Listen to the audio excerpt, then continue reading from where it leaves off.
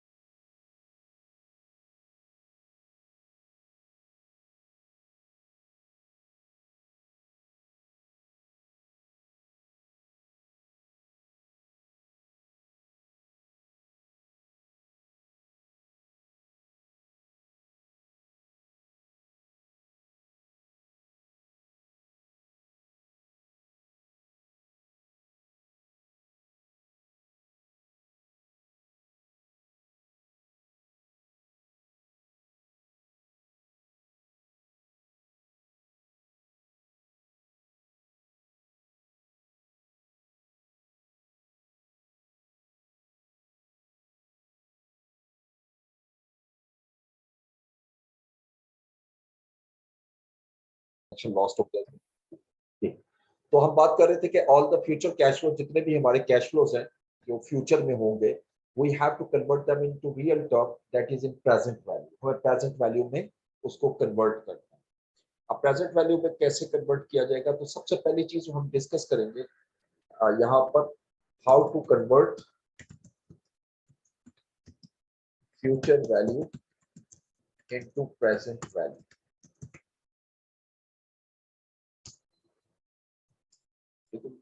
For example, we have 5-year project 1 2 3 4 5 और ये future cash flows हैं।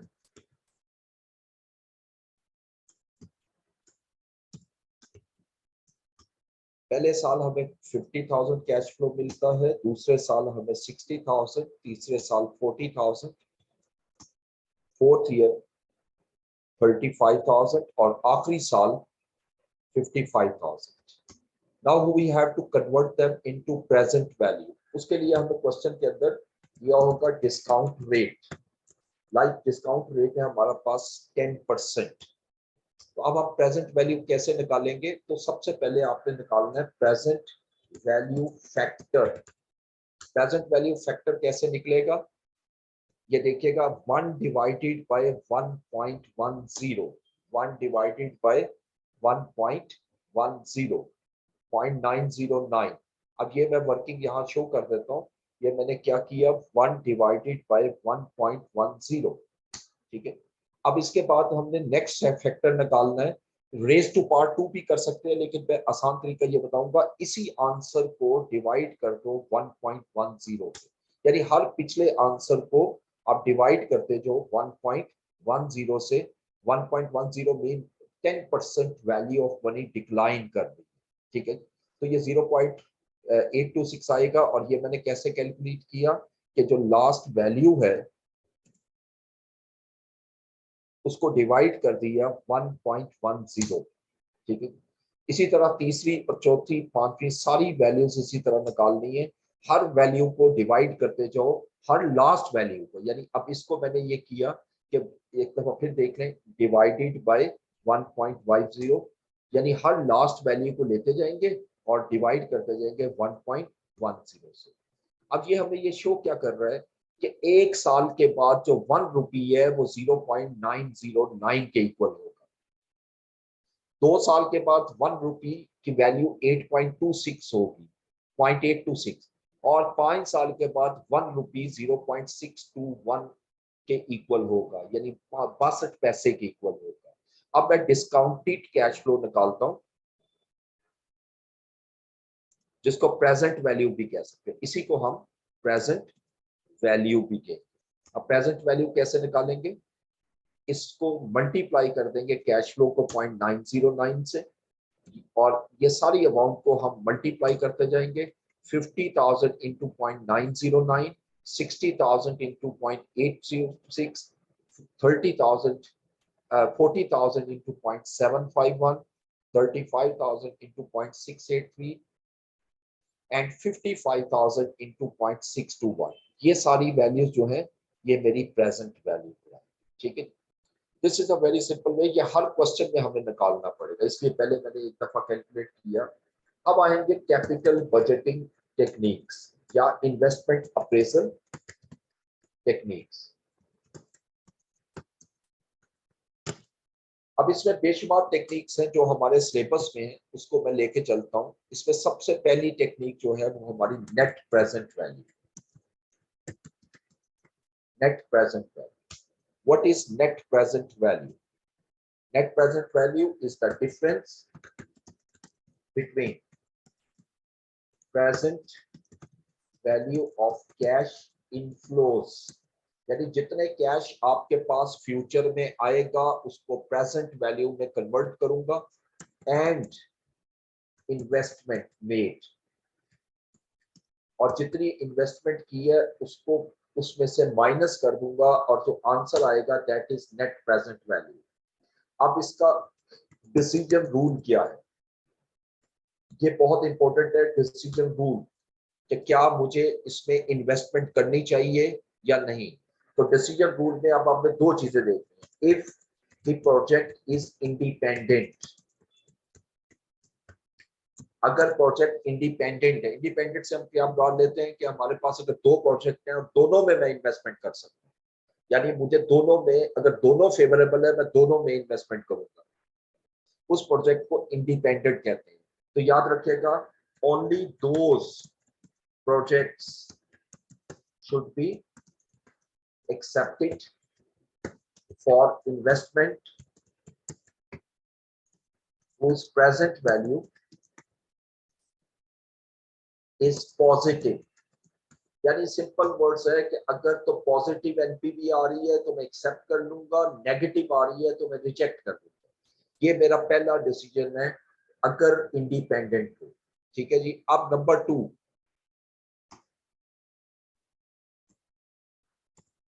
if the project is mutually exclusive, then only those projects, or only then project with higher NPV, higher positive NPV should be accepted, mutually exclusive क्या होता है कि जहां पर दो आपके पास ऑप्शन है and we have to select one only, यानी दो में से किसी एक जगह इन्वेस्टमेंट करनी है, दोनों जगह इन्वेस्टमेंट नहीं करेंगे। This is known as mutually exclusive. Suppose we want to buy make investment, या we want to buy a printing machine। अब मार्केट में मेरे पास तीन डिफरेंट टाइप्स की, तीन डिफरेंट कंपनीज की प्रिंटिंग मशीन्स अवेलेबल है। अब मैं तीनों में से एक बाय करूंगा क्योंकि मेरी रिक्वायरमेंट एक है, मैं तीनों को बाय नहीं करूंगा, मैं लेकिन तीनों को इवेल्युएट करूंगा, तीनों की मैं एनपीवी निकालूंगा और इनमें से जिस प्रोजेक्ट की पॉजिटिव एनपीवी हायर होगी उसी को मैं एक्सेप्ट करूंगा। ठीक है जी। अब इसको मैं एक्सप्लेन करता हूँ फर्दर म्यूचुअली एक्सक्लूसिव को। ठीक है, for example we have two projects A and B and these are mutually exclusive। NPV of project A is rupees 25,000, whereas NPV of project B is rupees 32,000। अब यहां पर दो project हैं, दोनों की एनपीवी पॉजिटिव है, इसकी एनपीवी भी पॉजिटिव है और इसकी एनपीवी पॉजिटिव, इसका मतलब दोनों एक्सेप्टेबल है। लेकिन क्योंकि म्यूचुअली एक्सक्लूसिव है, मुझे दोनों में से किसी एक को एक्सेप्ट करना है। तो रूल क्या कहता है, decision rule, if the project is mutually exclusive, project with a higher NPV should be accepted. यानी it means we should buy या we should make investment in project A, sorry project B only. हमें यहाँ project B में सिर्फ investment करनी चाहिए, ए में investment नहीं करनी चाहिए, क्योंकि बी को मैं इन्वेस्टमेंट करूंगा तो मेरा प्रॉफिट ज्यादा होगा। ठीक है, एक तो ये है। अब एक एग्जांपल और लेता हूं जहां एक एनपीवी पॉजिटिव है और एक एनपीवी नेगेटिव है। ठीक है, फॉर एग्जांपल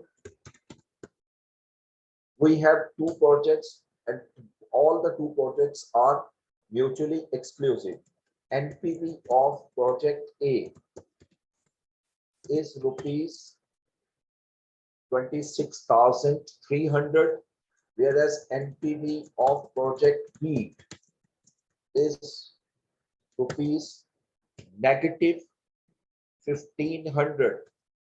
अब यहाँ पर प्रोजेक्ट ए की एनपीवी पॉजिटिव है, प्रोजेक्ट बी की एनपीवी नेगेटिव है, तो जिस प्रोजेक्ट की पॉजिटिव है सिर्फ उसको एक्सेप्ट करें।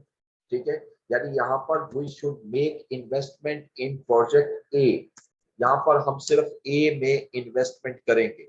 यानी अब यहाँ पर इन दोनों चीजों को देख लें, अगर दोनों प्रोजेक्ट की एनपीवी पॉजिटिव हो, जिसकी हाईएस्ट है उसको एक्सेप्ट करेंगे, और अगर एक की पॉजिटिव है और एक की नेगेटिव है तो नेगेटिव वाले को रिजेक्ट कर देंगे और पॉजिटिव वाले में हम इन्वेस्टमेंट करेंगे। और अगर तीसरी सिचुएशन कुछ इस तरह आ जाए कि for example we have two projects A and B, NPV of project A is rupees -10,500, NPV of project B is -1,500। अब यहां पर सिचुएशन देखें तो दोनों प्रोजेक्ट की एनपीवी नेगेटिव है।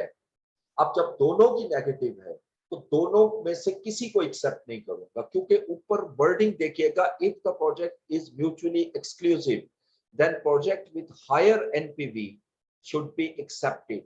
सिर्फ उसको एक्सेप्ट करूंगा जिसकी एनपीवी पॉजिटिव एनपी हाईएस्ट है। अगर दोनों की नेगेटिव है तो we should not make investment in both projects. हम दोनों प्रोजेक्ट में से किसी में भी इन्वेस्टमेंट नहीं करेंगे। ठीक है, तो ये तो मैंने आपसे डिस्कस किया एनपीवी का डिसीजन रूल। अब एनपीवी की अजम्पशंस क्या होती है जो हम लेते हैं, assumption these are most important. ठीक है जी, इसमें हम पहली अजम्पशन हमारी ये होती है, नंबर वन अजम्पशन हम ये लेते हैं कि all the investment shall be made at start of project। यानी जितनी भी इन्वेस्टमेंट है वो हम स्टार्ट ऑफ द प्रोजेक्ट करेंगे, that is in year zero. उसको हम ईयर जीरो ट्रीट करते हैं, यानी आज अभी मैं इन्वेस्टमेंट कर रहा हूँ। ठीक है, उसके बाद दूसरी असम्पशन ये है, all the cash inflows shall be shall arise at the end of each year। at end of each year, यानी ये जितने कैश फ्लो जनरेट हो रहे हैं वो सारे के सारे उस साल के एंड पे है। जैसे इस एग्जांपल में, एग्जांपल जो मैंने ऊपर ली थी, फ्यूचर वैल्यू को प्रेजेंट वैल्यू में कन्वर्ट करने के लिए, ये पहले साल आपको 50,000 का जो कैश फ्लो जनरेट हो रहा है, ये ड्यूरिंग द ईयर नहीं हो रहा। हमारी असम्पशन ये है कि 50,000 साल के एंड पर हो रहा है, ये 60,000 सेकेंड ईयर के एंड पे कैश फ्लो जनरेट हो रहा है। तीसरा कैश फ्लो 40,000 तीसरे साल के एंड पे हो रहा है, एंड सो ऑन। ठीक है जी, इसको हम नाम देंगे सेकंड असम्पशन। थर्ड असम्पशन हमारी ये होती है, the discount rate during the project period या प्रोजेक्ट टाइमलाइन शैल रिमेन कांस्टेंट। यानी हमारा जो भी डिस्काउंट रेट होगा, जैसे ये डिस्काउंट रेट अगर मैंने 10% लिया है, तो हर साल मेरा कैश जो प्रोजेक्ट में डिस्काउंट रेट है वो 10% ही रहेगा। यानी अगर 5 साल का प्रोजेक्ट है तो इसका मतलब है कि हर साल जो आपकी वैल्यू ऑफ मनी है वो 10% डिक्लाइन होगी। ठीक है, तो यहाँ पर ये तीन असम्पशन की बेस पर हम एनपीवी पहले कैलकुलेट करते हैं, और जब एनपीवी कैलकुलेट कर लेंगे उसके बाद फिर हम ये रूल लगाएंगे डिसीजन का, और देखेंगे कि हमें इसको इन्वेस्टमेंट करनी चाहिए या नहीं। ठीक है, तो इसके लिए मैं जरा एग्जांपल लेता हूं।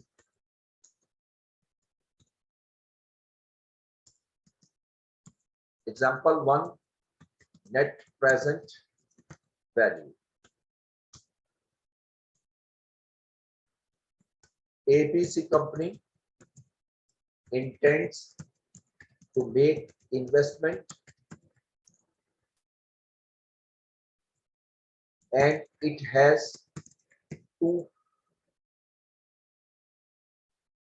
following, पहले सिंपल लेते हैं, following prospective या following opportunity, the relevant cash flows are given below। The project required ₹100,000 investment at start of year, and project life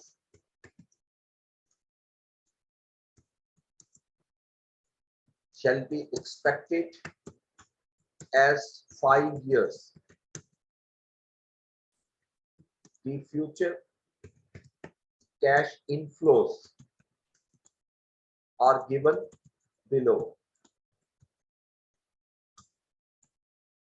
Year और कैश फ्लोज 1 2 3 4 5, 5 साल में पहले साल आपको कैश फ्लो जनरेट होगा 25,000, 30,000, 35,000, 40,000 एंड 15,000। अब क्वेश्चन की रिक्वायरमेंट ये है, evaluate investment opportunity on the basis of net present value। हमें इन्वेस्टमेंट अपॉर्चुनिटीज निकालनी है on the basis of net present value. मैं ये करके फिर आपको क्वेश्चंस देखकर आपको आंसर देता हूँ। सर पहले ये वाली एग्जांपल मुझे कर लेने दीजिएगा, उसके बाद फिर मैं आपका आंसर्स देखता हूँ कौन से क्वेश्चंस हैं, उसके आंसर देता हूँ। अब सॉल्यूशन में आते हैं। देखिए, इसमें हमें एक टेबल बनानी है। जिसके अंदर एनपीवी निकालनी है। एनपीवी में मुझे कैश इनफ्लो और आउटफ्लो चाहिए। अब इसकी टेबल में पहले लिखेंगे ईयर,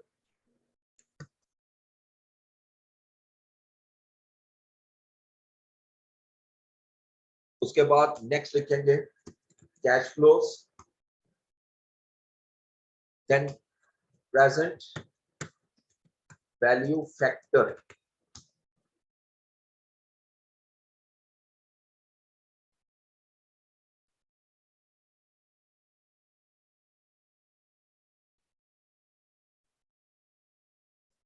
प्रेजेंट वैल्यू फैक्टर, और उसके बाद हम लिखेंगे present value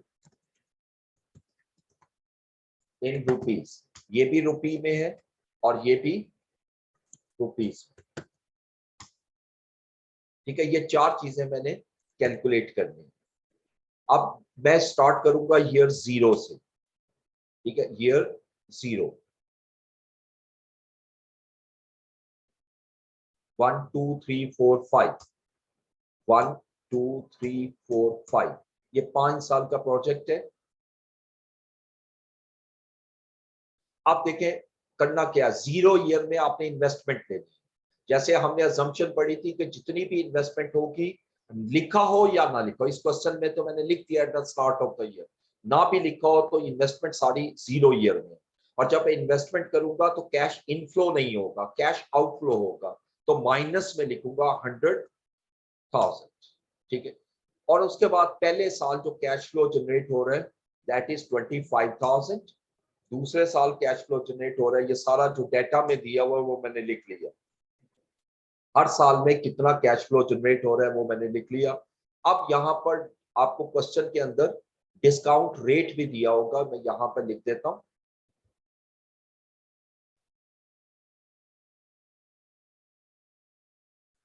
discount rate is 12%। अब मैंने 12% डिस्काउंट रेट लेना है, तो पहली वैल्यू प्रेजेंट वैल्यू फैक्टर जो है हमेशा 1 आई, यानी आज के डेट में 1 रुपी जो है वो 1 रुपी के इक्वल है। और इसका आंसर हम 3 डेसिमल प्लेसेस तक लेते हैं, क्योंकि इसकी टेबल होती है प्रेजेंट वैल्यू की जो 3 डेसिमल तक होती है। अब पहले साल जो आपने डिस्काउंट फैक्टर निकालना है वो कैसे निकलेगा, 1 डिवाइडेड बाय, यानी पिछली वैल्यू को डिवाइड कर दो 12%, यानी 1.12, यानी 1 प्लस इंटरेस्ट रेट या डिस्काउंट रेट, तो 12% है तो 1.12। इसी तरह इसका कैलकुलेशन की 0.893 डिवाइडेड बाय 1.12, उसके बाद 0.797 divided by 1.12, then 0.712 divided by 1.12, और आखिरी 0.636 डिवाइडेड बाय 1.12। एवरी टाइम मैं पिछली वैल्यू को 1.12 पे डिवाइड कर रहा हूं। अब ये करने के बाद अब आप इसको मल्टीप्लाई करेंगे, इसको इससे मल्टीप्लाई किया, ये प्रेजेंट वैल्यू कैलकुलेट होना शुरू हो गई। तमाम वैल्यूज को उसके प्रेजेंट वैल्यू फैक्टर से मैं मल्टीप्लाई करता चला जाऊंगा, तो देखिएगा जो 25,000 मुझे एक साल के बाद मिलेगा, उसकी आज की वैल्यू 22,321 होगी। 2 साल के बाद जो 30,000 मिलेगा उसकी असल वैल्यू जो रियल टर्म में वैल्यू है परचेजिंग पावर के पॉइंट ऑफ व्यू से, वो आज की डेट के 23,916 है। दूसरे लफ्जों में मैं ये कह सकता हूं कि 1-2 साल के बाद जो 30,000 मिलेगा वो आज के 23,916 रुपीस के बराबर है। अब चूंकि मैंने एनपीवी निकालनी है, तो एनपीवी कैसे निकलेगी, नेट प्रेजेंट वैल्यू। अभी हमने पढ़ा net present value is the difference between present value of cash inflows and outflows. ये सारी वैल्यूज जो हैं ये present value of cash inflow है, ये present value of cash outflow है। इन दोनों को सबको अगर मैं प्लस कर दूं, इस पूरे कॉलम को प्लस कर दूं 100,000 से लेकर यहां तक, तो ऑटोमेटिकली एक अमाउंट माइनस हो जाएगी और 5 वैल्यू प्लस हो जाएंगी। अब आंसर जो है वो मेरा 5082 आ रहा है, जो कि पॉजिटिव वैल्यू है। और हमने डिसीजन रूल क्या पढ़ा था, ये इंडिपेंडेंट डिसीजन है, यानी इसमें किसी के साथ में कंपैरिजन नहीं कर रहा। इंडिपेंडेंट का रूल हमने यहाँ पढ़ा था कि आपने सिंपल क्या करना है, if the project is independent only those projects should be accepted for investment whose present value is positive. यानी it means अब चूंकि इसकी एनपीवी पॉजिटिव आ रही है तो मैं लिखूंगा we should accept या we should make investment in this project और इसके रीजन लिखेंगे because its NPV is positive. क्योंकि इसकी एनपीवी पॉजिटिव है हमें इसको एक्सेप्ट कर लेना चाहिए. This is the final answer. So this is the most easiest question. इसमें कुछ भी नहीं होता और ये मस्ट क्वेश्चन पेपर में आया हुआ है. ठीक है. तो कोशिश मेरी है कि रमजान से पहले हम इस टॉपिक को भी मुकम्मल कर लें. अब मैं आपके साथ क्वेश्चन देख लेता हूँ और आंसर दे देता हूँ.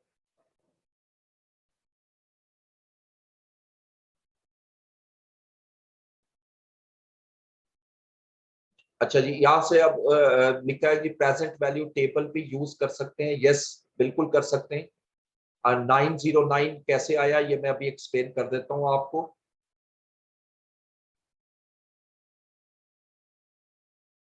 हाँ जी, 1 डिवाइड भी आपने किया भी हुआ किसी स्टूडेंट ने. ये 1 डिवाइडेड बाय 1.1 कहां से आया. बेसिकली इसमें जो फार्मूला होता है वो होता है 1 डिवाइडेड बाय 1 प्लस आर या 1 प्लस डिस्काउंट रेट. ये इस तरह आया. ठीक है. 1.10. जी बिल्कुल, ये जैसे नवीद साहब ने ये 1 plus divide by 1 plus interest rate लिखा. म्यूचुअली एक्सक्लूसिव डिसीजन वो डिसीजन होता है जहां पर जो आपके पास अवेलेबल ऑप्शंस होती हैं उनमें से सिर्फ आपने एक को सिलेक्ट करना, सारों को सिलेक्ट नहीं कर सकते. जैसे मैंने आपको एग्जांपल दी थी कि आपने सिंपल एक मशीन खरीदनी है और आपके पास 2 से 3 ऑप्शन है. ठीक है. जब 2 से 3 ऑप्शन हैं आपके पास तो आप सारी मशीन तो नहीं खरीदोगे. जो आपके लिए फिजिबल होगी उसको बाय करोगे. यही हमारा जो है वो एनपीवी कहलाएगा. ठीक है. Mutually exclusive. First in CA module D, second in पिपफा कॉर्पोरेट एंड सो. चलिए, तो आप लोगों ने अपना ही लिखा हुआ.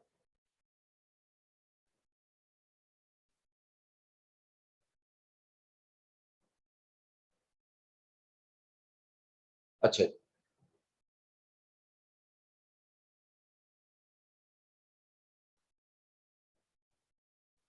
ओके. तो अभी अजान हो गई है तो मगरिब की नमाज के लिए ब्रेक ले लेते हैं. ठीक है. और 10 मिनट की ब्रेक ले रहा हूँ, उसके बाद फिर शुरू करें. ठीक है. ये प्लीज पॉज कर दीजिएगा.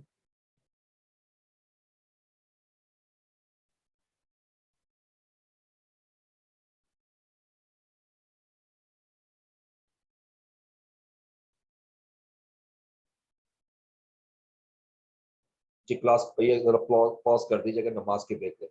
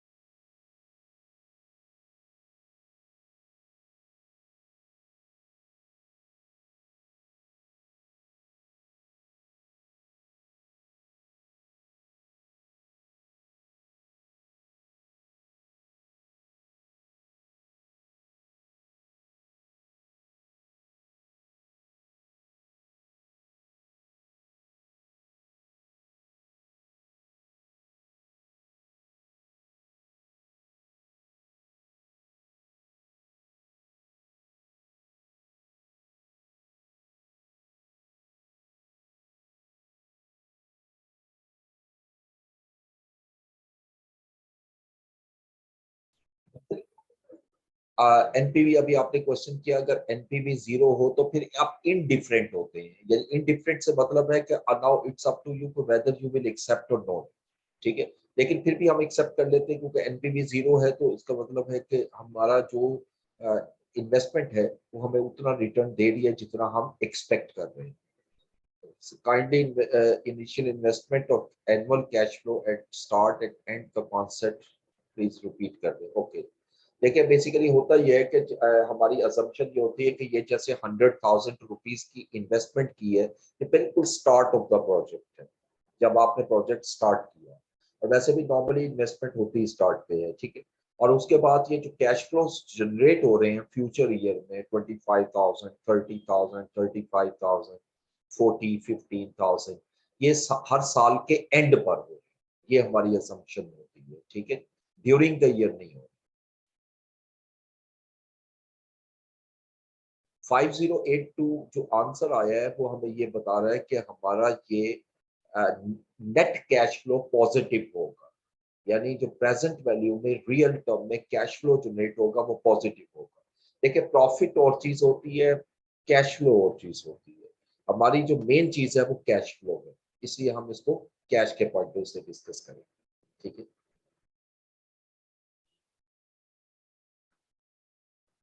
अच्छा, आवाज कम आ रही है, ये पता नहीं, मैं तो उसी तरह बोल रहा हूँ। आप देख लें कि अगर आवाज कम आ रही है फिर बता दें, मैं चेक कर लेता हूँ, क्योंकि वॉल्यूम तो मैंने 100% किया हुआ। और पास पेपर मैं शेयर कर दूंगा, ठीक है, मेरे पास पड़े हुए हैं तो वो मैं शेयर कर दूंगा क्लास में। अच्छा जी, अब एक एग्जांपल और लेते हैं, म्यूचुअली एक्सक्लूसिव एनपीवी की एक और एग्जांपल लेते हैं।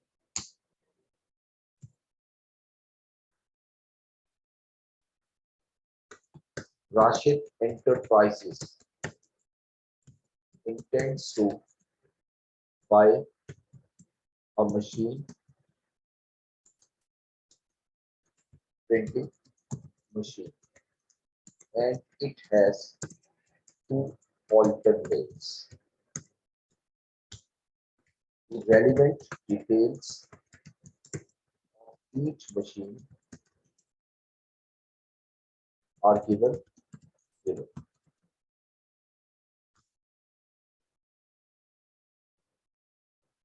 Machine A and machine B.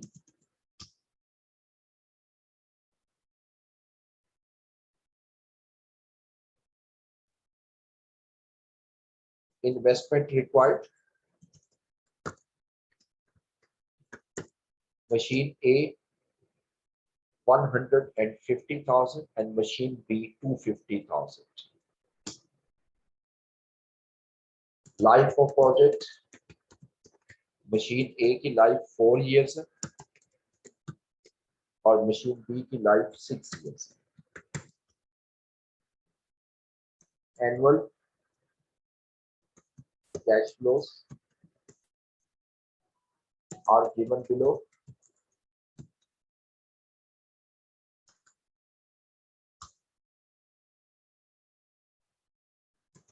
year 1, year 2,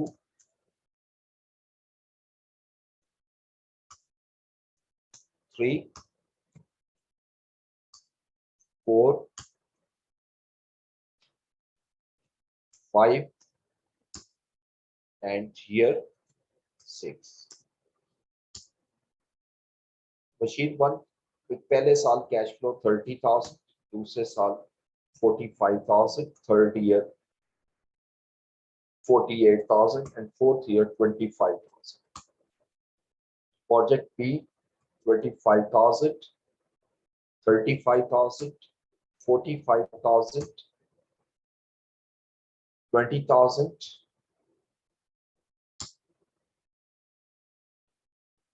65,000 and 28,000।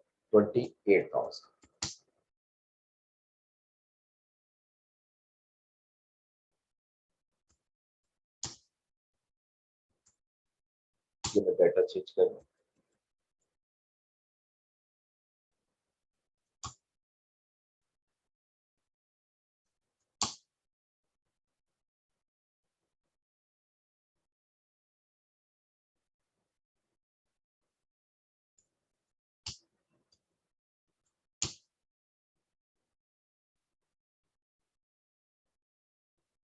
ठीक है, और डिस्काउंट रेट जो है वो हमारा 8%। अब रिक्वायरमेंट ये है, which of the above machine should be purchased। ये जो मैंने वर्डिंग लिखी है कि इनमें से किस मशीन को मुझे बाय करना चाहिए।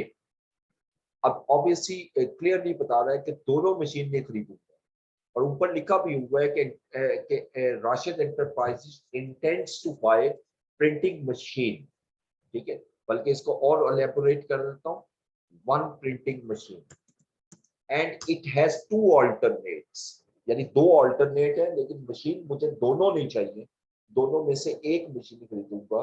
तो अब इस पे हमारा म्यूचुअली एक्सक्लूसिव रूल लगेगा, यानी this project is, this question is related two mutually exclusive decision, और इसके मुताबिक सिर्फ उन प्रोजेक्ट्स को मैं लूंगा जिनकी एनपीवी पॉजिटिव है, और अगर दोनों की पॉजिटिव है उनमें से जो ज्यादा है उसको मैं एक्सेप्ट करूंगा। तो अब इसमें यही कैलकुलेशन दो मरतबा कैलकुलेट करनी है, एक मशीन प्रोजेक्ट ए की और एक प्रोजेक्ट बी की, यानी दो मैं टेबल बना रहा हूं इसमें। अब एक प्रोजेक्ट ए और एक प्रोजेक्ट बी, ठीक है, इसको कॉपी कर लेते हैं और नीचे आते हैं, और इसको मैं हेडिंग देता हूं सबसे पहले net present value of machine A. सबसे पहले मशीन ए की एनपीवी हम कैलकुलेट करते हैं, फार्मूला हमारा लगा हुआ है लेकिन इसको हम चेंज कर देंगे अकॉर्डिंग टू अवर रिक्वायरमेंट। देखिए अब मशीन वन में आते हैं। मशीन वन में हमारी जो इन्वेस्टमेंट है दैट इज 150,000, यानी मशीन ए में जो हमारी इन्वेस्टमेंट होगी वो 150,000 है, और अगले 4 साल, क्योंकि इसकी लाइफ 4 ईयर है, ये देखिए इसकी लाइफ प्रोजेक्ट की 4 ईयर है, यानी इस मशीन की लाइफ जो है, प्रोजेक्ट मीन हियर मशीन, उसकी लाइफ 4 ईयर है। तो 4 ईयर में जो कैश फ्लो जनरेट हो रहे हैं वो ये है 50,000, 65,000, 48,000 और 25,000, ये मैंने यहाँ लिख दिए। अब यहाँ पर प्रेजेंट वैल्यू फैक्टर मुझे दोबारा निकालना है, क्योंकि प्रेजेंट वैल्यू फैक्टर 8% पे निकालूंगा। अब 8% पे निकालूंगा, जैसे हमने पढ़ा था कि 0 ईयर का जो प्रेजेंट वैल्यू फैक्टर है वो हमेशा 1 आएगा, और उसके बाद आहिस्ता आहिस्ता कम होना शुरू होगा। तो नेक्स्ट आएगा 1 डिवाइडेड बाय 1.08। अब 8% है तो again 1 plus interest rate, interest rate 8% है, तो 1 प्लस 0.08 इज इक्वल टू 1.08। उसके बाद नेक्स्ट वैल्यू लूंगा 0.926 डिवाइडेड बाय 1.08, फिर नेक्स्ट वैल्यू लूंगा, इसको डिवाइड कर दूंगा 1.08, नेक्स्ट वैल्यू इसको डिवाइड कर दूंगा 1.08। जैसे आप लोगों ने क्वेश्चन भी किया था, क्या ये हम वैल्यू जो प्रेजेंट वैल्यू फैक्टर है ये मैं टेबल से ले सकता हूँ? यस, आंसर इज यस, ये टेबल में भी यही वैल्यू आती है। ठीक है, तो एग्जाम में अगर टाइम सेव करना हो तो कैलकुलेटर पे बड़े आराम से निकलता है। ये तो मैं एक्सेल यूज कर रहा हूँ इसलिए फार्मूला लगा रहा हूँ, कैलकुलेटर पे भी बड़े आराम से निकलता है। तो मशीन ए की एनपीवी पॉजिटिव है, इसका मतलब ये मेरे लिए फेवरेबल है। लेकिन अभी मैं मशीन बी की कैलकुलेशन करूंगा, हो सकता है कि मशीन बी जो है उसकी एनपीवी इससे भी बेटर हो। ठीक है, तो अब मैं यहाँ से मशीन बी लेता हूँ, लेकिन उसकी लाइफ 6 ईयर्स, इसलिए मैं 2 साल और इजाफा कर देता हूँ, 4 के बाद 5 एंड देन 6।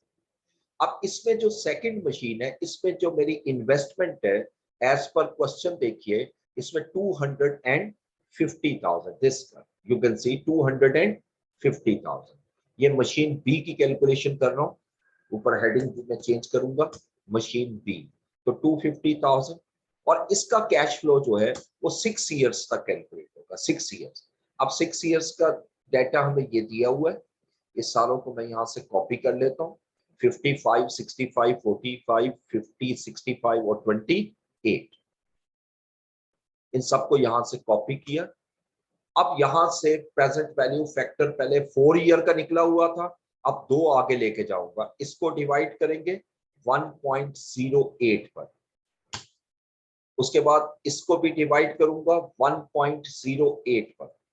अब इसकी एनपीवी नेगेटिव आ रही है, इसकी एनपीवी नेगेटिव आ रही है, ये देखिएगा नेगेटिव। अब मुझे क्या करना है, एक की पॉजिटिव है एक की नेगेटिव। हमने डिसीजन रूल में क्या पढ़ा था, दोबारा आइएगा डिसीजन रूल में और पढ़ा, ये देखिए ये वाली एग्जांपल अप्लाई होगी।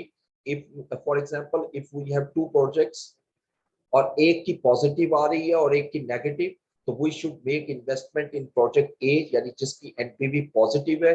सेम इसी तरह मशीन ए जो है उसकी एनपीवी पॉजिटिव है, मशीन बी की एनपीवी नेगेटिव है, तो मैं लिखूंगा कि we should buy machine A because its NPV net present value is positive, उसकी एनपीवी पॉजिटिव। यही मेरा फाइनल आंसर है। So NPV is calculation is the most easiest task, इसमें कोई मुश्किल काम नहीं होता, सिंपल आप इसको प्रेजेंट वैल्यू में कन्वर्ट कर लो और इसको प्लस कर लो तो ये हमारा आंसर आ जाएगा। ठीक है जी।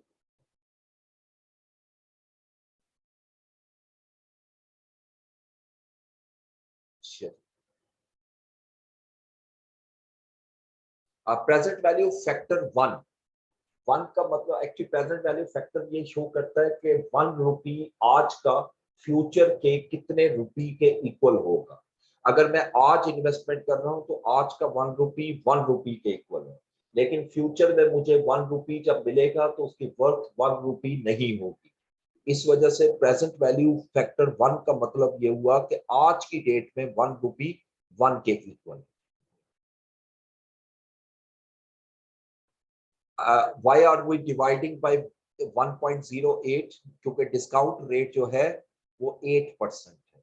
ठीक है, अच्छा पास पेपर से कोई एग्जांपल करवा दें जी, बिल्कुल करवाऊंगा, लेकिन पहले स्टेप पे तो देखिए लेक्चर में मैं अपने एग्जांपल लिया करता हूँ और उसको सिखाने की कोशिश करता हूँ, फिर सेकंड फेज पे हम जब क्वेश्चन करेंगे, एक्चुअली मैंने पहले भी क्लास शुरू होते ही बताया था कि मेरा आज का ऑब्जेक्टिव हमारा ये होना चाहिए कि रमजान से पहले जरा थोड़े से मैं इसको कंप्लीट कर लूँ, ताकि रमजान जब शुरू हो अगली क्लासों में मैं प्रैक्टिस करवा सकूँ। ठीक है, डिस्काउंट रेट का फार्मूला जो है वो फार्मूला ये होता है, present value factor is equal to 1 divided by 1 plus r raise to power. ये मैं रेज टू पार के लिए ये साइन लगा रहा हूँ, this one raise to power n. ठीक है, तो ये फार्मूला हम यूज करते हैं प्रेजेंट वैल्यू फैक्टर निकालने के लिए, लेकिन अब फार्मूले से करोगे तो ज्यादा टाइम लगेगा। सिंपली पिछली वैल्यू लेते जाओ और उसको डिवाइड करते जाओ, 1.08 है, 10 है, 12 है, जो भी है उसके मुताबिक आप इसको डिवाइड करते हैं। जी जी बिल्कुल, थ्योरी भी करूंगा, जरा थोड़ी सी मेरी तबीयत खराब थी इस वीक में, तो मैं जरा नहीं काम कर सका। ओके जी, अब हमारा सेकंड फेज आती है एनपीवी के बाद। अब हमने डिस्कस करना है पे back period. The second approach is पे बैक पीरियड।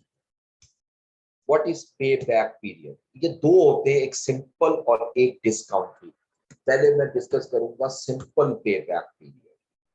पे बैक पीरियड होता क्या है, ये this is the second approach, पे बैक पीरियड। ठीक है, ये जो फर्स्ट हमने ऊपर पढ़ा था that is net present value, this one. इसी को कॉपी करके नीचे ले आता हूँ, नंबर 2 दोबारा लिख लेंगे ताकि एक ही स्टाइल रहे। नंबर 2 इज द सिंपल पे back period.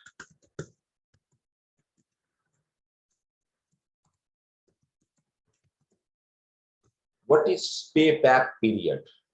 Payback period mean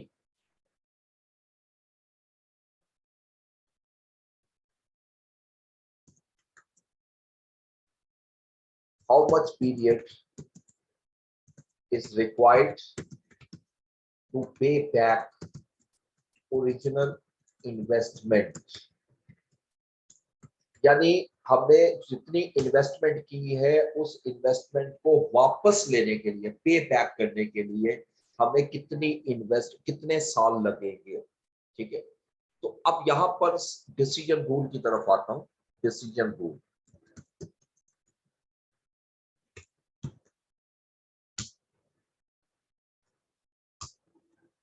देखिए मसलन मैंने 1 लाख रुपए इन्वेस्टमेंट की, अब 5 साल का प्रोजेक्ट है, मैंने ये देखना है कितने सालों में मेरा 1 लाख रुपए वापस आ जाएगा। ठीक है, कितने पीरियड में मेरा 1 लाख रुपए वापस आ जाएगा, उसको हम कहते हैं पे बैक पीरियड। अब इसमें डिसीजन रूल ये है कि if the project is independent,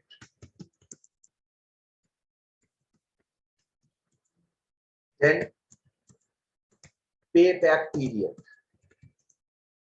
less than cut-off period should be accepted। अब यहां पर मैंने लिखा है कि वो डिसीजन रूल अगर इंडिपेंडेंट है, अगर मेरा पे back period cut off period से पहले है, कम है, मसलन मैं एक जगह इन्वेस्टमेंट करना चाह रहा हूं, 5 साल का प्रोजेक्ट है और मेरा कट ऑफ पीरियड वो है जो मैनेजमेंट सेट करती है कि कितने टाइम में मुझे ओरिजिनल इन्वेस्टमेंट वापस आनी चाहिए। तो अगर मेरा कट ऑफ पीरियड 3 इयर्स है और मैं पे बैक पीरियड निकालता हूं और पे बैक पीरियड जो है वो 3 साल से कम है, तो याद रखिएगा मुझे उसको एक्सेप्ट कर लेना चाहिए। ठीक है, मसलन मैं लिखता हूं, ठीक है, if for example if the cut-off period is 3 years and project payback is 2.5 years, then we should accept the project। ठीक है, और अगर पे बैक पीरियड, अब मैं दूसरी एग्जांपल लिख रहा हूं, if cut off period is 3 years and project payback is 3.5 years, then we should not accept the project। यानी सिर्फ उस प्रोजेक्ट को एक्सेप्ट करूंगा जिसका पे बैक पीरियड अर्लियर होगा, यानी द अर्लियर देन, बल्कि ये लेस की जगह मैं वर्ड्स रिप्लेस करता हूं और इसकी जगह में earlier than cut off period, earlier और even equal to, earlier than और equal to cut off period, दोनों सूत्रों में मैं उसको एक्सेप्ट करूंगा। यानी मुझे 3 साल में पैसा वापस चाहिए। ठीक है, प्रॉफिट बेशक बाद में आता है लेकिन ओरिजिनल इन्वेस्टमेंट मुझे वापस आ जाए। तो इसका मतलब है कि 3 साल, अगर एग्जैक्ट 3 साल में भी वापस आ रहा है तो मुझे उसको एक्सेप्ट कर लेना चाहिए। लेकिन अगर 3 साल से ज्यादा टाइम ले रहा है तो फिर मुझे उसको रिजेक्ट कर देना चाहिए। ठीक है, लेकिन अब मैं लिखता हूं if the project is mutually exclusive, then project with lower payback period should be accepted। सिर्फ उस प्रोजेक्ट को मुझे एक्सेप्ट करना चाहिए जिसका पे बैक पीरियड जो है वो अर्लियर हो, यानी कम हो। ठीक है, for example company has 2 options, option 1 या option A will pay back, या option A's payback period is 3 years and B's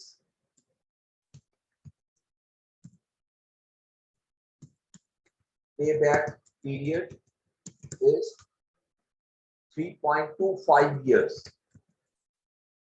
We should accept project A या option A,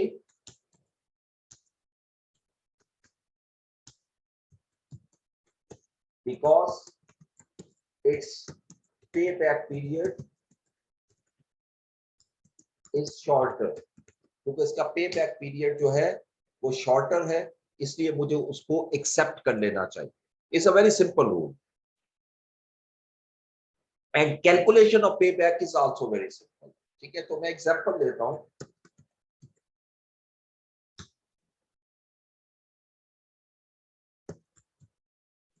company intends to make investment in a project whose estimated life is 5 years, but cut-off period is 3 years.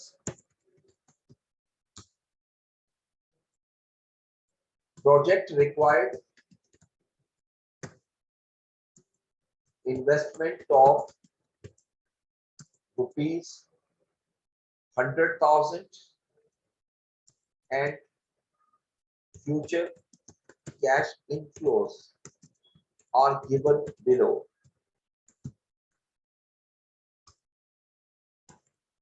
Year 1,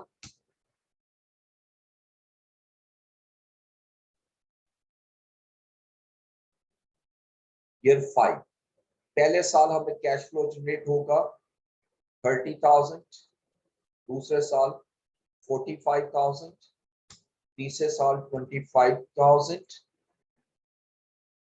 fourth year 10,000 और fifth year 15,000।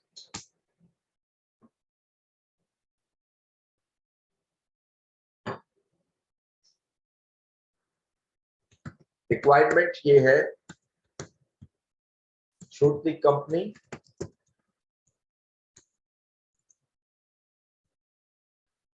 make investment in this project on the basis of payback period? क्या पे back period की basis पर company को investment करनी चाहिए और not, या नहीं करनी चाहिए, ये हमें डिसाइड करना है। And it's a very simple. इसमें आप जब मैं सॉल्यूशन बनाऊंगा जरा चेक कीजिएगा कैसे करेंगे। ठीक है, तो बिल्कुल उसी तरह टेबल बनाते हैं।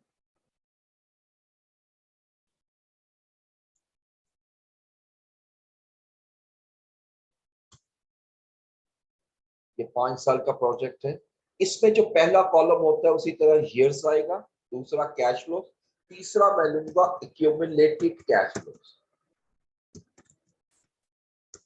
Accumulated cash flows. ठीक है, फोर्थ पे मैं लूंगा पे बैक पीरियड इन ईयर्स। अब ये सारा डाटा मैं यहां से खत्म कर दूं। जी, तो मुझे इसमें इन्वेस्टमेंट कितनी चाहिए? कैश फ्लो उसी तरह लिखना है, 0 ईयर में इन्वेस्टमेंट होगी 100,000। उसके बाद पहले ये जो 5 साल का प्रोजेक्ट है इसमें जो कैश फ्लो जनरेट होगा वो मैं यहां ले आता हूं, दिस वन 1 2 3 4 5। अब यहां से मैं एक्यूमुलेटेड कैश फ्लो निकालता हूं, यानी जिस दिन आप इन्वेस्टमेंट करोगे तो 100,000 एक्यूमुलेटेड कैश फ्लो आ गया। पहले साल के एंड पे 30,000 कैश फ्लो जनरेट हो चुका है। जब 30,000 कैश फ्लो जनरेट हो चुका है तो 100,000 की इन्वेस्टमेंट की थी मैंने, अब मेरे पास रह गया 70,000, यानी 100,000 मैंने इन्वेस्टमेंट की, 30,000 मुझे वापस मिल चुका है, स्टिल 70,000 मुझे चाहिए वापस, यानी अभी 70,000 मेरी इन्वेस्टमेंट वापस नहीं हुई। अब इसी तरह मैं लूंगा 70,000 में से 45,000 और वापस आ गया, अब 25,000 रह गया, उसके बाद 25,000 मुझे वापस मिल गया। अब ये 0 हो गया एक्यूमुलेटेड कैश फ्लो और यहीं से पे बैक निकल आएगा और प्लस 10,000, यानी एक्यूमुलेट करते चले जाना है। एक्यूमुलेट का तरीका क्या है? हर पिछली वैल्यू में अगली वैल्यू ऐड करते जाओ। जैसे 100,000 plus 30,000 is equal to 70,000, 70,000 minus 70,000 plus 45,000 is equal to minus 25,000. Then minus 25,000 plus 25,000 is equal to 0. Then 0 plus 10,000 is equal to 10,000. फिर 10,000 plus 15,000 is equal to 25,000. ठीक है, अब इसका पे बैक कैलकुलेट करते हैं। जहां तक वैल्यू नेगेटिव होती है वो पे बैक पीरियड होता है, यानी ये भी पे बैक है, ये भी पे बैक है, ये भी पे बैक। ठीक है, यानी इस प्रोजेक्ट को रकम इन्वेस्टमेंट वापस आने के लिए मुझे 3 साल लगेंगे। ये 3 years जो है that is the pay back period. यानी इस रिटर्न को, इस इन्वेस्टमेंट को वापस लेने के लिए मुझे 3 साल लगे। जहां पर वैल्यू 0 होती है वहां तक पे बैक पीरियड होता है, और उसके बाद तो हमें प्रॉफिट मिल रहा है, यानी एक्स्ट्रा कैश हमें मिल रहा है। This is the simplest way of calculation the payback period. Final answer ये होगा कि अब चूंकि कट ऑफ पीरियड से मैंने कंपेयर करना है, ये आंसर years में है, ये ऊपर लिखा हुआ।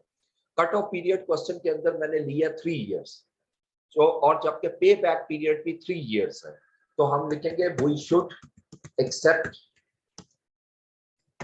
the investment proposal because payback period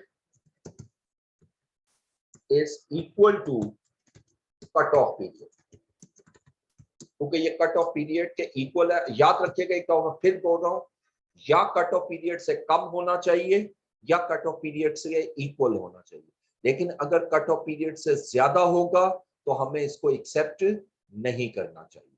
ठीक है जी।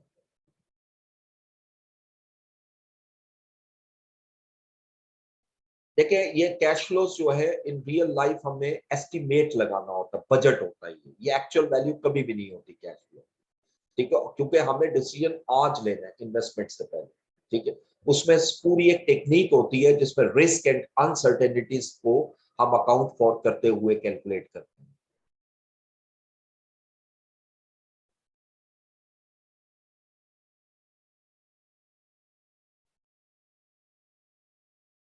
प्रोजेक्ट लाइफ टोटल लाइफ है प्रोजेक्ट की, यानी कितने सालों के लिए मैं इन्वेस्टमेंट कर रहा हूँ, और कट ऑफ पीरियड वो पीरियड है जितने सालों में मैं एक्सपेक्ट कर रहा हूं कि मुझे ये इन्वेस्टमेंट वापस मिल जानी चाहिए। प्रॉफिट की बात नहीं कर रहा, इन्वेस्टमेंट मेरी वापस आ जाए, उसको हम कट ऑफ पीरियड कहते हैं। एक्यूमुलेटेड कैश फ्लो में एनपीवी का कॉन्सेप्ट क्यों यूज नहीं हो रहा? क्योंकि ये सिंपल कैश फ्लो है, सिंपल कैश फ्लो में कोई एनपीवी कैलकुलेट नहीं होती। इसका जब दूसरा मेथड करेंगे, एक होता है डिस्काउंटेड कैश फ्लो, उसके डिस्काउंटेड पे बैक पीरियड, उसमें हम इसको यूज करेंगे। ठीक है, ईयर 3 में वैल्यू नेगेटिव नहीं है, तो जीरो वैल्यू वाले ईयर को भी लेंगे, क्योंकि इसलिए लेंगे कि तीसरा साल मुकम्मल होने तक मुझे 25,000 मिलेगा। इसका मतलब 3 साल जब एंड होंगे तो मेरे पास रिटर्न आएगी, तो इसलिए तीसरा साल भी हमने इसमें ऐड किया।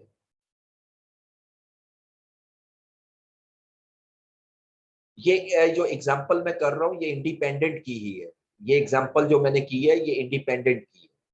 ठीक है, म्यूचुअली एक्सक्लूसिव में हमें 2 प्रोजेक्ट में से एक प्रोजेक्ट जो है वो सिलेक्ट करना होता है, 2 में से एक सिलेक्ट करना होता है। आपने कहा अगर 3 इयर्स में वैल्यू 25,000 की बजाय 40,000 हो, मैं उसको अभी डिस्कस करता हूँ आपसे, सेकंड स्टेप पे वही करता हूँ। ठीक है,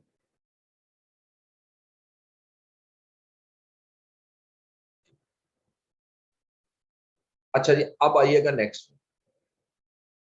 अब मैं यही एग्जांपल ले रहा हूं, सेम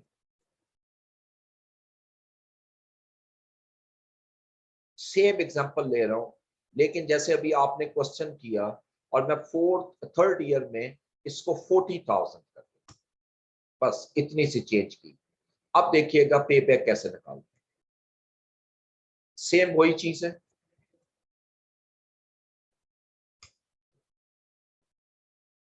सिर्फ मैंने क्या किया कि तीसरे साल में 40,000 कैलकुलेट किया, 25 की जो है 40,000। अब देखें वैल्यू जीरो नहीं हुई। जब वैल्यू जीरो नहीं हुई बल्कि डायरेक्टली पॉजिटिव हो गया, फिर आप कैसे कैलकुलेट करोगे इस साल में? देखो, जहां वैल्यू नेगेटिव आ रही है वहां 1 ईयर पूरा लग रहा है, जहां वैल्यू पॉजिटिव आ रही है वहां 1 ईयर पूरा नहीं लग रहा। वहां तरीका क्या होता है कि इस साल को, यानी तीसरा साल जब शुरू हुआ था, तो 25,000 की इन्वेस्टमेंट मुझे और चाहिए थी रिटर्न, यानी 25,000 की इन्वेस्टमेंट अभी भी मेरी ब्लॉक थी और मुझे कैश फ्लो जनरेट हुआ 25,000। तो मैं क्या करूंगा, सिंपली 25,000 को डिवाइड कर दूंगा 40,000 पे। ठीक है, तो ये आंसर आ जाएगा 25 डिवाइडेड बाय 40, 0.63। अब इसमें पे बैक पीरियड जो है वो 2.63 ईयर्स आ जाएगा। ठीक है, जिस साल में वैल्यू जीरो नहीं आती उस साल में पे बैक आपने इस तरीके से कैलकुलेट करना है। अब अगर इसको वो कहता है कि कैलकुलेट पे back in years and months, अगर आपको वो कहता है ईयर्स और मंथ में निकालो, तो मैं इसको कैसे लिखूंगा? 2.63 को इसको लिखूंगा 2 ईयर्स। 2 ईयर्स तो कंफर्म है, और जो 0.63 आ रहा है ये, इसको 12 से मल्टीप्लाई कर दूंगा, यानी 0.63 इंटू 12। 12 से क्यों कर रहा हूं? क्योंकि एक साल में 12 महीने होते हैं, इसका मतलब अप्रोक्सीमेटली 8 मंथ लगेंगे। ठीक है, तो 2 years and 8 months is the pay back period. ठीक है, तो ये दो चीज बाज़ मंथ्स में भी पूछ लेता है, इसलिए मैंने ये अलग कैलकुलेट किया। डिसीजन तो हमारा वही है, डिसीजन चूंकि ये पे back period cut off period से अर्लियर है, यहाँ इक्वल नहीं है, अर्लियर है, तब भी एक्सेप्ट करेंगे, लेकिन अगर ज्यादा होगा तो एक्सेप्ट नहीं करेंगे। Is earlier then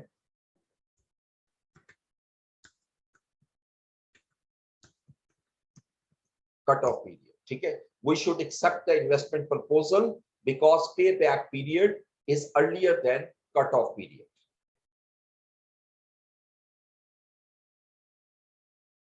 third year के बाद वैल्यू नेगेटिव नहीं हुई जी, बिल्कुल नेगेटिव नहीं होगी, क्योंकि इसलिए कि मैंने जितनी इन्वेस्टमेंट की थी वो मुझे वापस आ चुकी है, तो अब तो वो बल्कि पॉजिटिव होगी, अब तो प्रॉफिट आ रहा है, इस वजह से वो नेगेटिव नहीं होगी। 40,000 वाला मैं दोबारा रिपीट कर देता हूँ जी।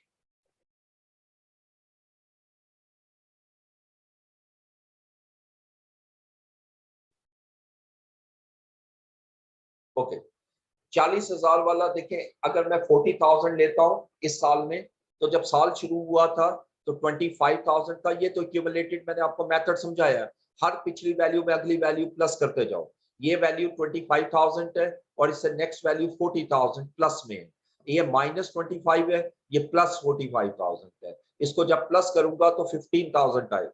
अब 15,000 आ रहा है तो इसका मतलब है साल खत्म होने से पहले मेरा कैश जनरेट हो गया, पे बैक हो गया कैश, यानी क्योंकि ये तो साल के एंड तक कैश फ्लो जनरेट हो रहा है, तो यहाँ पर 0.63 वैल्यू आएगी। और ये कैसे कैलकुलेट की?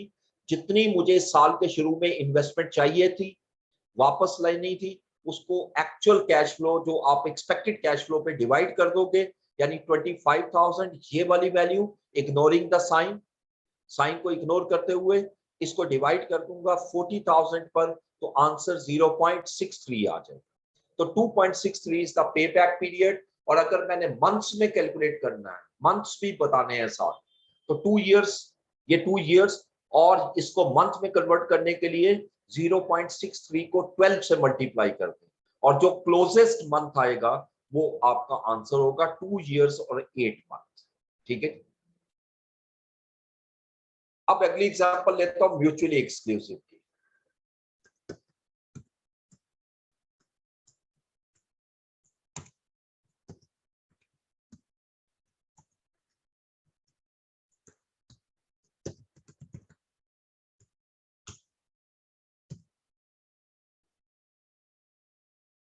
Okay,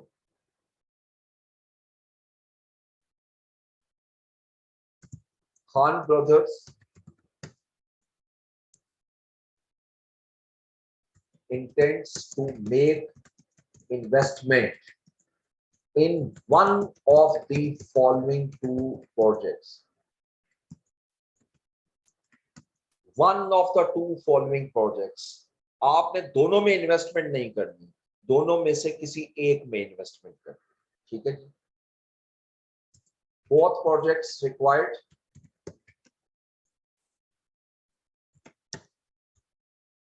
investment of rupees 150,000 and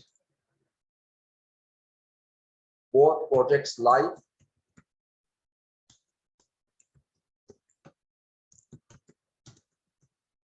is estimated at as 5 years. The relevant cash inflows are given of both projects are given below.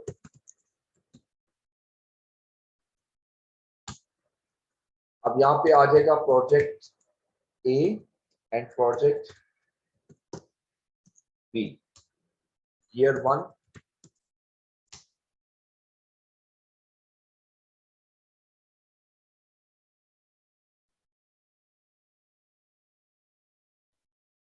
Project A का कैश फ्लो पहले साल का 50,000,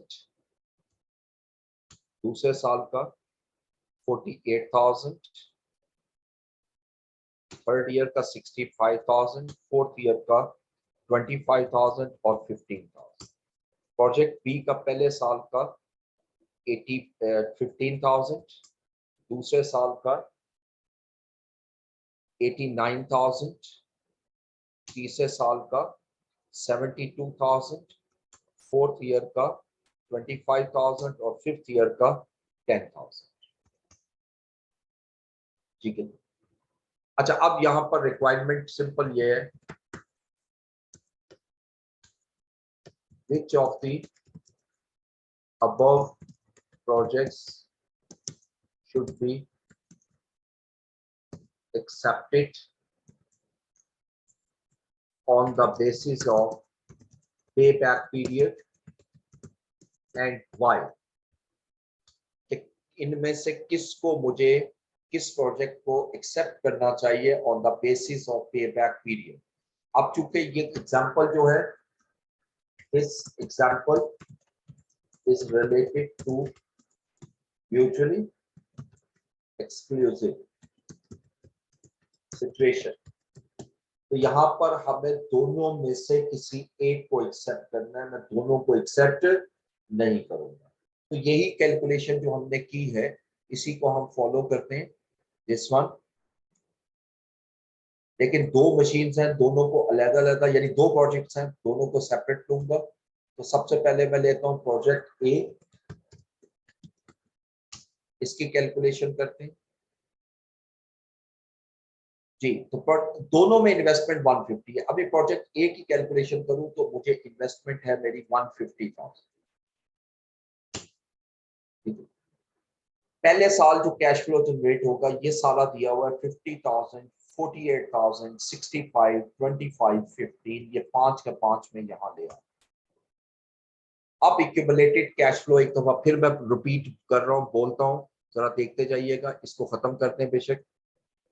देखें, पहले 150,000 है नेगेटिव, फिर अब चूंकि ओपनिंग बैलेंस 150,000 नेगेटिव है और कैश फ्लो जनरेट हो रहा है 50,000, तो ये 100,000 रह गया। 100,000 माइनस में से 48,000 प्लस माइनस प्लस कर दिया तो 52,000, फिर 65 रिटर्न हुआ, फिर 25 और ये पॉजिटिव वैल्यू हो चुकी है। देखो 1 से पे बैक शुरू होगा, 0 से नहीं। तो पहले मैं 1 ईयर लेता हूँ, जहां तक नेगेटिव है मैं 1 लिखता हूँ, जहां पॉजिटिव आ गई मैं क्या करूंगा, ये वर्किंग देखिएगा। मुझे इस साल के शुरू में 52,000 रुपीज चाहिए थे जो इन्वेस्टमेंट अभी ब्लॉक थी, और मैंने कैश फ्लो जनरेट किया 65,000 का। अब सिंपली क्या करूंगा, 52 डिवाइडेड बाय 65, 0.80, तो पे back period in years is 2.80। ये प्रोजेक्ट ए की कैलकुलेशन आ गई। अब इसी